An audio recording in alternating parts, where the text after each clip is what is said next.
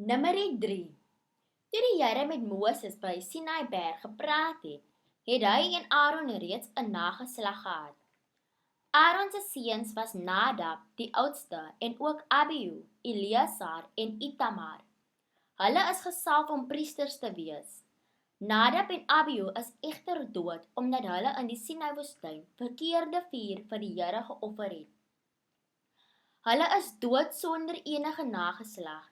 Eleazar en Itamar was dus die enigstes om saam met Aaron die priesterwerk te doen. As gevolg hiervan het die Here vir Moses gesê: "Roep die stam van Lewi op en stel hulle aan om saam met Aaron as priesters te dien. Hulle sal Aaron en die gemeenskap in die tabernakel bystaan en daar bepaalde take verrig. Hulle sal na die toerusting van die tabernakel omsien en namens die Israeliete daar werk. Stel nou die Lewiete aan as Aaron en sy seuns se helpers. Uit die Israeliete sal hulle hom voltyds bystaan. Stel Aaron en sy seuns in beheer van die werk van die priesters. Enige iemand anders wat daarna kom, sal doodgemaak word." Die Here sê toe verder vir Moses: "Ek aanvaar die Lewiete uit al die Israeliete as die plaasvervangers vir die seuns wat eerste gebore word. Die Lewiete sal aan my behoort. Al die seuns wat eerste gebore word, behoort mos aan my. Sedert ek al die oudste seun van die Egiptenaars doodgemaak het, het ek die eerste een wat van mense en diere gebore word in Israel vir myself opgeëis. Hulle behoort aan my." Die Here sê toe verder vir Moses: "Daar in die woestyn, tel die Lewiete volgens hulle familiename en stamgroepe. Tel al die manlike persone van 'n maand en ouer." Hy het gemaak soos die Here vir hom gesê het en hulle getel. Lewi het 3 seuns gehad: Gerson, Kiat en Merari. Die afstammelinge van Gerson was Libni en Simi. Die Kiat groep se nageslag was Amram, Jesar, Hebron en Uziel. Merari se mense was Magli en Musi. Dit was al Lewi se afstammelinge. Die Gersoniete het bestaan uit die familiegroepe van Libni en Simi. Hulle manspersone ouer as 'n maand wat getel is, was altesaam 7500. Hierdie groep het aan die weste kant van die tabernakel gebly. Eliasaf, seun van Lael, was hulle leier. Die Gersoniete se werk was om by die tabernakel te sorg vir die seile wat bo oor die tent kom.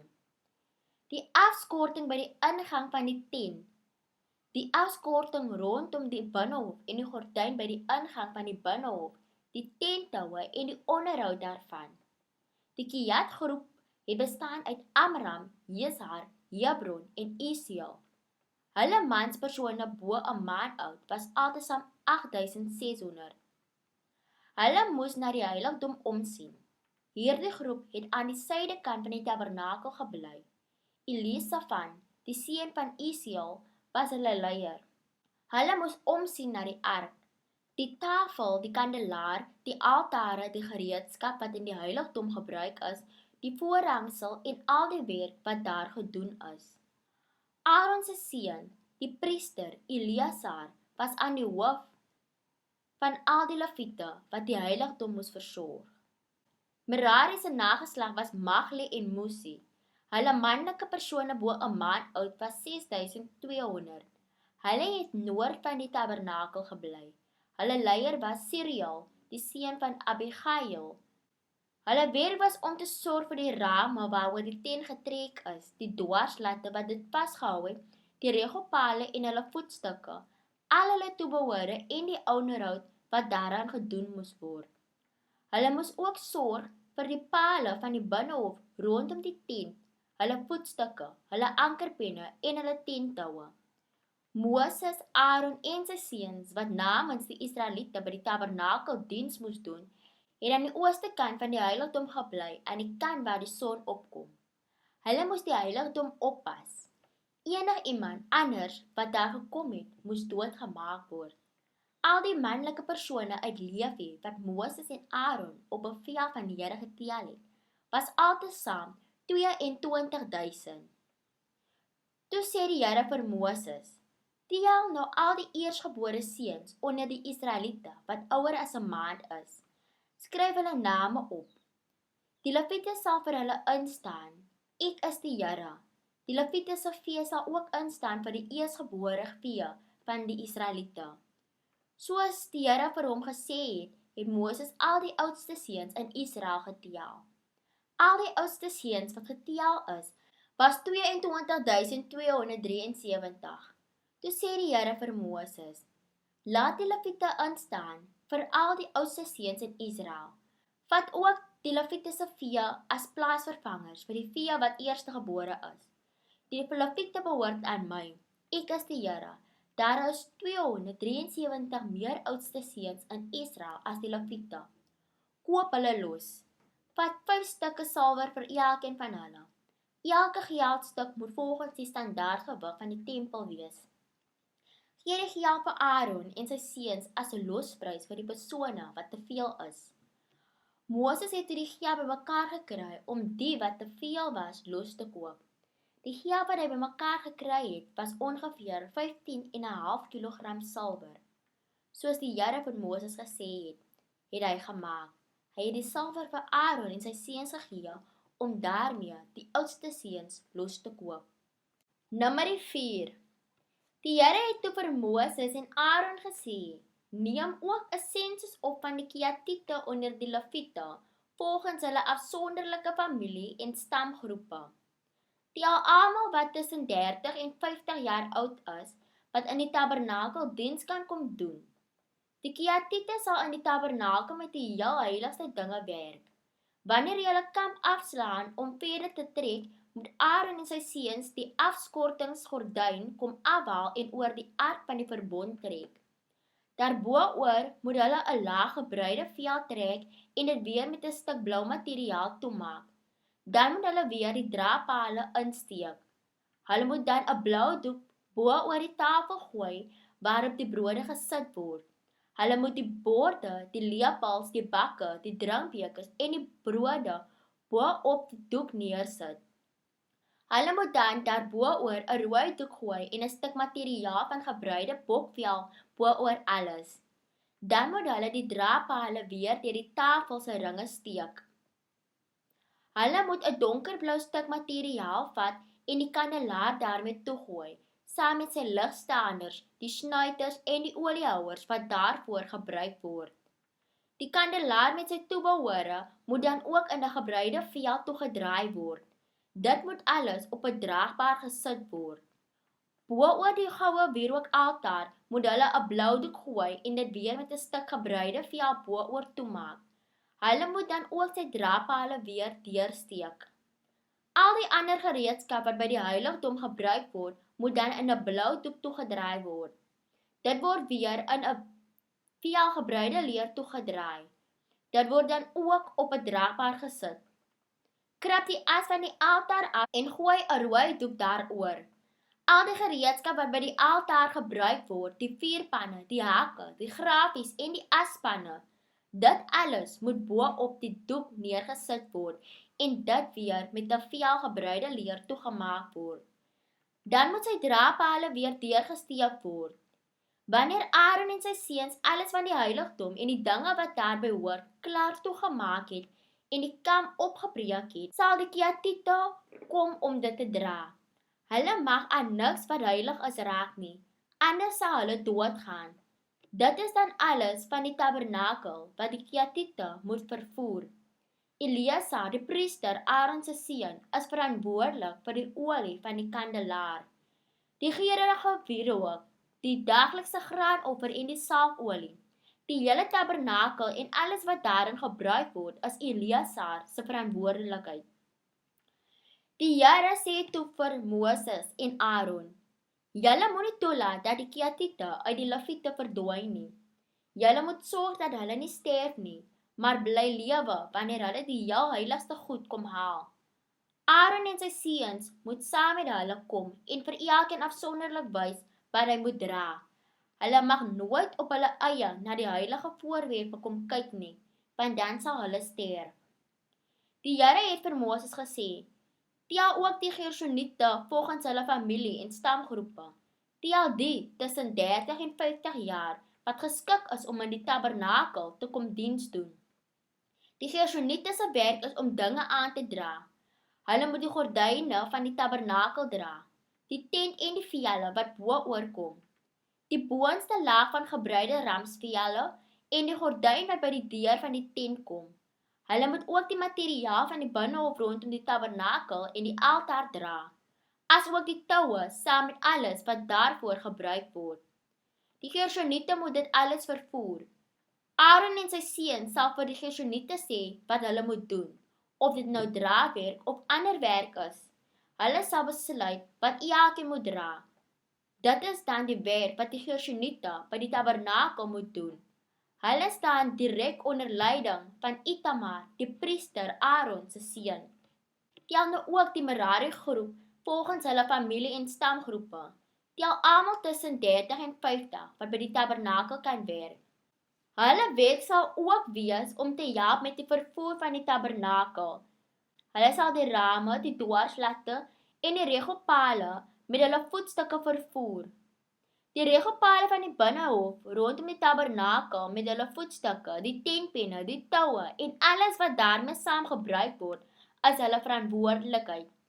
Jy moet vir elkeen afsonderlik sê wat hy moet versorg. Dit is die werk wat die Merariete moet doen by die tabernakel. Itamar, die priester Aaron se seun, hou toesig oor hulle. Moses, Aaron en die leiers van die gemeenskap het die Kehatite volgens hulle familie en stamgroepe getel. Dit was almal tussen 30 en 50 wat by die tabernakel moes werk. Hulle was altesaam 2750. Dit was dus die som totaal van al die Kehatite wat by die tabernakel moes werk. Moses en Aaron het hulle getel soos die Here vir Moses gesê het.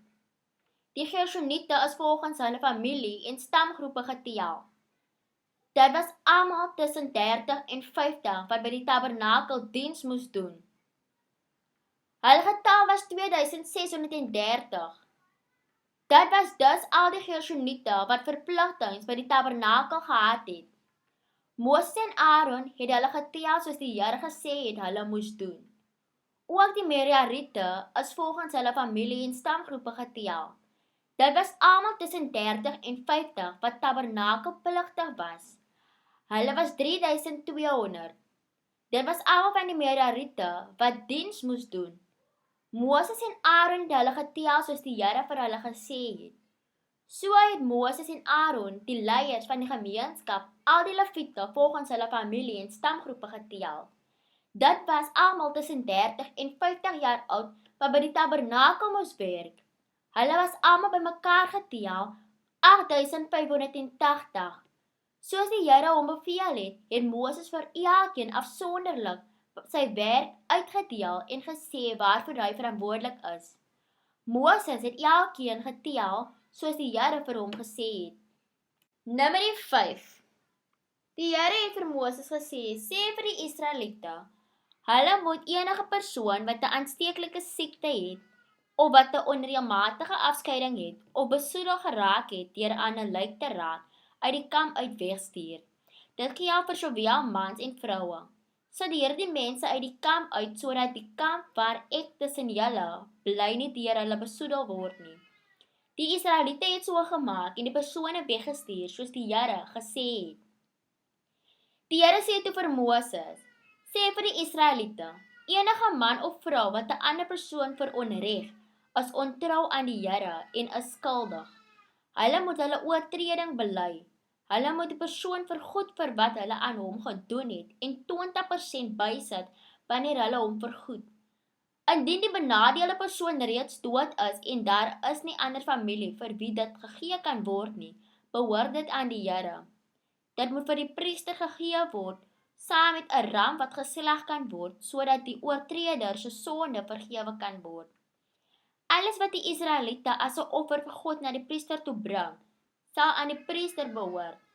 Elke ding wat iemand vir God bring, is 'n geskenk aan God. Die priester mag dit egter na die tyd vir homself hou. Die Here het vir Moses gesê, sê vir die Israeliete, dit kan gebeur dat 'n man se vrou begin rondloop en ontrou is aan hom. 'n Ander man kan by haar slaap en met haar gemeenskap hê sonder dat haar man dit weet of sonder dat sy uitgevang word omdat daar geen getuie was nie. Hy kan vermoedens begin kry en agterdogtig begin raak of sy skuldig is of nie. In hierdie geval moet die man sy vrou na die priester toe bring, saam met 'n offer van 1,5 kilogram garsmeel en namens haar te offer. Daar mag nie olie daaroor uitgegooi word of wierook daaroor gestrooi word nie. Dit is 'n offer om te bepaal of sy skuldig is of nie. Die priester moet haar dan nader bring en voor die Here laat staan. Hy moet dan van die heilige water in 'n houer vat en dit met stof van die vloer van die tabernakel afmeng. Na die priester die vrou voor die Here laat kom staan het, moet hy haar hare losmaak en die offer in haar hande sit. Hy moet die bitterwater in sy hand hou. Die water kan 'n vloek bring oor die een wat skuldig is. Die priester moet haar dan laat sweer en vir haar sê, mag hierdie bitterwater wat vervloeking bring niks aan jou doen as jy nie by 'n ander man geslaap het nie en nie jouself besoedel het deur ontrou aan jou man te wees nie. As jy wel ontrou was aan jou man en oortree het en by 'n ander man as jou eie geslaap het en hy herinner haar dat sy onder eed is, mag die Here dan 'n vloek oor jou bring vir jou mense deur jou onvrugbaar te maak. Hierdie water wat vervloeking bring, sal dan vir jou 'n miskraam gee. Die vrou moet dan sê, Amen, laat dit so wees. Die priester moet hierdie vervloeking dan neerskryf op 'n papier en dit afwas in die bitterwater. Hy moet die vrou laat drink van die bitterwater wat die vervloeking bring. As sy skuldig is, sal die water groot swaar kry vir haar bring. Die priester vat dan die offer wat bepaal of sy skuldig is of nie, uit die vrou se hande, hou dit uit na die Here toe en sit dit dan op die altaar. Hy vat 'n handvol van die meel en verbrand dit op die altaar. Hy laat dan die vrou van die water drink. As sy die water drink en sy het wel oortree deur aan haar man ontrou te wees, sal die water 'n vervloeking oor haar bring. Dit sal haar bitter swaar laat kry en veroorsaak dat sy 'n miskraam het. Die vrou sal 'n vervloekte in haar gemeenskap word. As sy nie oortree het nie en onskuldig is, sal sy kinders hê. Dit is die prosedure wat gevolg word wanneer 'n vrou ontrou was aan haar man en haarself besoedel het, of wanneer 'n man rede het om te vermoed dat sy vrou ontrou was aan hom. Die man moet sy vrou voor die Here bring en die priester moet volgens hierdie voorskrifte optree. Die man sal onskuldig wees, maar sy vrou sal verantwoordelik gehou word vir haar oortreding.